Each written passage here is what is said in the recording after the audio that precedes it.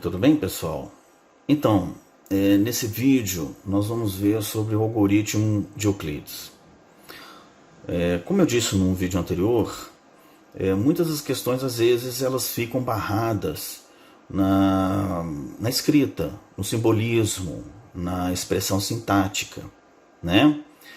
Então, às vezes aí provoca uma confusão e depois de vencer dessa barreira, aí fica mais fácil resolver o exercício. Porque se há uma dificuldade na escrita, obviamente haverá dificuldade na resolução do problema. Porque quando a gente não consegue compreender a sintaxe, como é que você vai desenvolver a resolução de um problema que ela é toda além do raciocínio, lógico, etc. Mas tem a parte sintática, né? A parte de como escrever. Enfim. Então o que eu queria dizer aqui é que nessa parte do algoritmo de Euclides, a diferença sintática em relação ao que é acostumado é exatamente não escrever mais a forma de dividendo, divisor, quociente e resto como aquela sintaxe em que utiliza a divisão pelo método da chave, né? Coloca-se uma chavezinha, né? Um símbolo que mostra que o dividendo dividido por divisor, aí embaixo vem o quociente, do lado vem o resto, certo? Aqui no Fundamento de Álgebra, bom, na introdução à aritmética teórica de uma forma geral, a gente substitui essa notação por uma notação linear, que é dividendo igual a divisor vezes quociente mais resto, ok? Então essa é uma grande diferença. Então toda vez que falar de um número dividir por outro, vai ser escrito dessa maneira. Então, em vez de escrever A, B, Q e R naquela chave, nós vamos escrever A igual a B vezes Q mais R. Então, sempre que falar algoritmo de Euclides, essa escrita linear que vai prevalecer. Tá legal? Então, existe aí um exercício de se acostumar a escrever a divisão nesse formato. Tá legal? Então, vamos lá ver alguns exemplos. Então nós estamos aqui para falar sobre o algoritmo de Euclides e, como eu disse, uma coisa que a gente tem que se atentar é pelo fato de que essa notação com chave, ela aqui para a gente ela vai ser abandonada, né? Escrever que A dividido por B dá um quociente que o resto R é substituído pela expressão linear, dividendo, divisor vezes quociente mais resto, né? Então A igual a B vezes Q mais R, ok? Essa é a notação com a qual a gente vai lidar o tempo todo. E então é importante se atentar para isso, porque essa outra maneira aqui com o método da chave acaba que ao longo de tantos anos no ensino básico trabalhando com ela, a gente acaba tendo uma certa dificuldade em raciocinar a divisão com quociente resto dessa forma linear, mas ela é muito importante. Outra observação é uma coisa que normalmente é abandonada lá no ensino básico, que é o fato de considerar que o resto ele está compreendido entre 0 e B, que é o divisor, certo? Isso para a gente é muito importante. Então, são as duas expressões que definem o algoritmo de Euclides, essa escrita linear com essa desigualdade. Tá ok? Bom, como observação, né, como um caso particular, se o resto for zero, isso significa dizer que A é múltiplo de B, né, porque ele é B vezes Q, aqui não vai somar nada, né, porque o resto é zero. Tá legal? Bom, então é importante essa simbologia que define o que significa dividir um número para o outro. Quando eu divido um número para o outro, eu vou escrever a notação linear. Então, por exemplo, dividir 7 por 2 significa que 7 é 2 vezes 3 mais 1. Por quê? Porque 7 dividido por 2 dá 3. 3 vezes 2, 6, sobra 1. Estão vendo como é que é uma maneira diferente de raciocinar?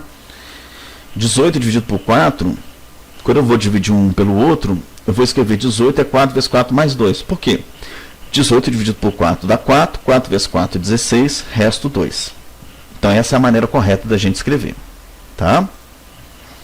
Bom, pensado nisso, vamos ver alguns exemplos de aplicação do algoritmo de Euclides. O primeiro é mostrar que todo número ímpar é da forma 2q mais 1.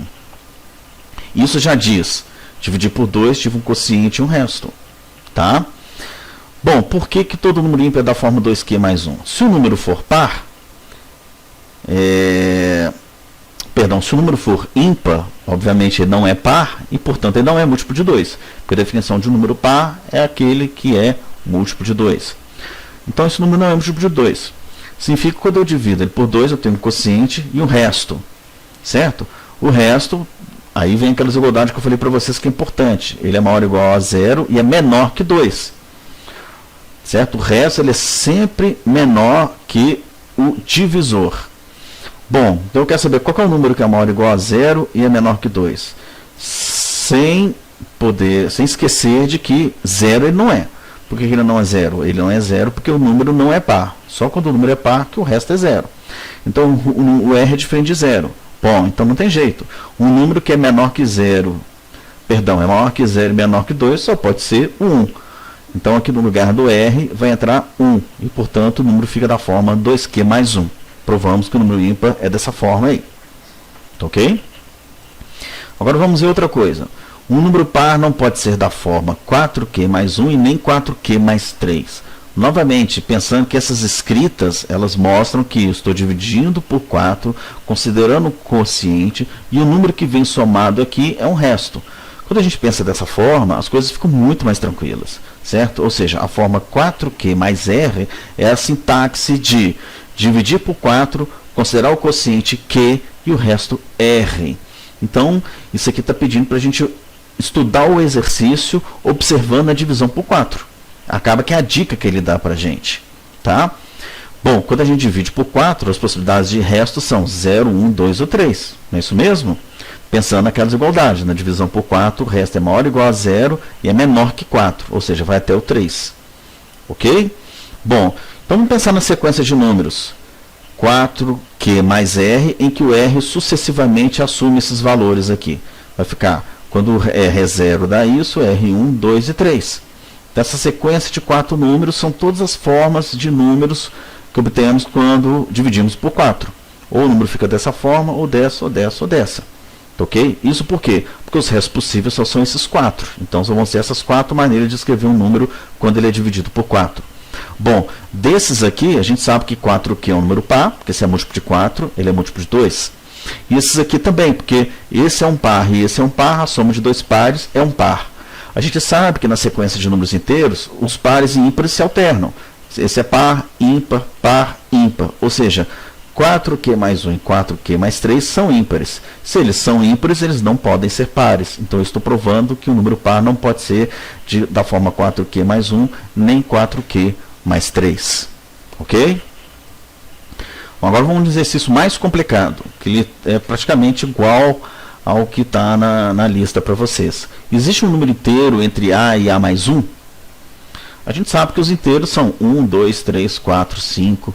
Né? Entre o inteiro e o seu consecutivo não existe um número inteiro. Né? Senão não teria nem sentido falar em número consecutivo. O número consecutivo é 1 a mais. Mas a gente pode provar essa sentença. Qual que é a ideia de provar essa sentença? É porque a gente não pode pegar os números inteiros, 1, 2, 3, 4, 5, né? De menos infinito a menos infinito, e escrevê-los em sua totalidade. É impossível. Certo? Eu não consigo. Eu consigo pegar os primeiros números naturais, por exemplo, os inteiros positivos, dizer 1, 2, 3, 4, 5, e dizer que entre o 2 e o 3 não tem ninguém, entre o 3 e o 4.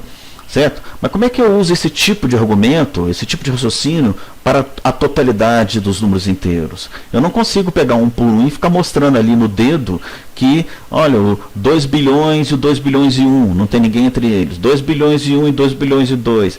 Eu posso fazer isso para o resto da vida? Não posso. Então a gente demonstra isso. Entre dois números quaisquer não consecutivos não tem um número inteiro. Né? Isso é a mesma coisa que provar que qualquer número que tiver entre A e A mais 1, ele necessariamente ou é o anterior ou é o posterior. Nós podemos provar isso. Naturalmente, a gente pode considerar a construção dos números 0, 1, 2, 3, né? Uma construção já feita. Eu estou pegando isso aí para um número A qualquer. Tá ok? Então, eu estou mostrando que qualquer número que eu considerar no intervalo A mais 1, se ele for o número inteiro, ou ele é A ou ele é A mais 1. Como que a gente prova uma coisa é um ou é outro? Eu suponho que não seja um deles e provo que é o outro. Com isso eu consigo mostrar. Né? Se não é X, eu quero mostrar que é X ou Y. O que eu provo? Bom, se não for X, é Y. Então eu provei. Né? Porque ou é X ou não é X. Né? Se eu supor que é X, acabou. Se não for X, vai ser Y. Então pronto, ou é X ou é Y. Então a ideia lógica daqui é, para provar que B é igual a A ou B é igual a A mais 1, eu suponho que ele seja diferente de A e provo que ele seja igual a A mais 1. Tá? Nós estamos aqui com o algoritmo de Euclides, então tem segredo sobre o que fazer. Se o algoritmo de Euclides é divisão. Então eu vou dividir B por A. Já que ele é maior que A e ele é diferente de A, então, por hipótese, eu posso dividir por A. E aí eu vou considerar a expressão linear com quociente e resto, lembrando que o resto está entre 0 e A. Então não estou tirando nenhum coelho da cartola nessa parte não. Eu estou pegando dois números quaisquer, se o tema é algoritmo de Euclides, a única coisa que eu posso fazer com esses números é dividir, né, usando a expressão linear do algoritmo de Euclides, que é essa aqui. Ok? Bom, agora o pulo do gato é ficar trabalhando essa fórmula aqui juntamente com essa igualdade, essa desigualdade, perdão. Então são duas desigualdades que nós vamos articular. Olha só, o B ele está entre A e A mais 1. Observando que aqui eu não pus a desigualdade, porque eu estou supondo que B é diferente de A. Tá legal? Agora o B ele aparece aqui e aparece aqui também. Então eu vou pegar essa equação e vou isolar o B, que já está aqui, olha, B é igual a Q mais R, estão vendo? Eu usei essa igualdade aqui. Agora tem A em todos os três membros dessa desigualdade. Vou subtrair os três membros por A. Quando eu subtraio por A dá 0. Quando eu subtraio por A fica só 1. Né? E aqui no miolo é AQ mais R e agora apareceu o A subtraindo. Tá bom? Bom, como AQ mais R menos A está entre 0 e 1, eu já sei que entre 0 e 1 não tem ninguém. Isso aí eu sei. O problema que eu falei para vocês é se a gente for prolongando ad infinitum. Tá? Então, se o número é maior que 0 e menor ou igual a 1, então necessariamente esse número tem que ser 1. Tá? Entre 0 e 1 eu sei que não tem ninguém. Então, se ele é maior que 0, ele tem que ser 1. Então, eu posso dizer com muita tranquilidade que toda essa expressão aqui é igual a 1. Tá legal? Agora sim, eu vou pegar esse A e esse outro e vou colocar em evidência. Quando eu coloco em evidência, fica Q menos 1 vezes A mais R é igual a 1. Certo? Olha só. Sempre nós vamos ter em mente o algoritmo de Euclides. Então, essa expressão é uma expressão de algoritmo de Euclides. Diz que eu peguei o 1, dividi por A, deu esse quociente e esse resto. Tá? Então, qualquer escrita desse tipo pode ser pensado como algoritmo de Euclides, que eu tenho dividendo, divisor, quociente e resto. Agora, vamos pensar bem, gente. Quando a gente divide o 1 por alguém, eu só posso dividir por quem? Não posso dividir por um número qualquer. Não tem jeito de dividir 1 por 2. Não tem jeito de dividir 1 por 3. Então, se eu dividir o 1 por um número qualquer, olha que o A não é o 1, não é o 2, é um número qualquer. Então, a única chance é que o quociente dê 0 e o resto dê 1. Para essa expressão aqui ser verdadeira, necessariamente esse parênteses tem que ser 0 e esse número tem que ser 1. Não existe outra possibilidade. Né? Se eu dividir 1 por 10, aqui tem que ser 0. Porque se não for 0, essa expressão vai ficar falsa. Vai ficar 10 vezes um número mais alguma coisa, nunca vai dar 1. 10 vezes nada mais nada dá 1. Só é possível se eu multiplicar o 10 por 0 e o resto for 1.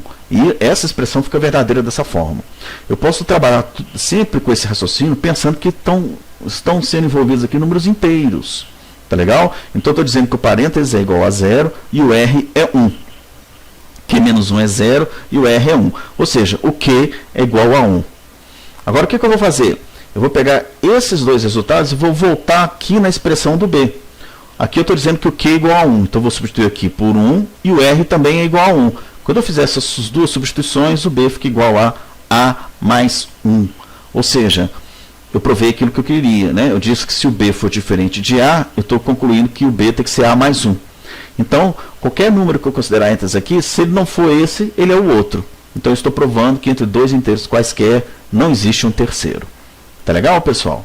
Bom, esse vídeo é para dar uma clareada no assunto algoritmo de Euclides. Tá legal? Espero que vocês tenham entendido a ideia da divisão usando o método linear e usando a desigualdade que compõe o resto. Tá legal? É isso aí, pessoal.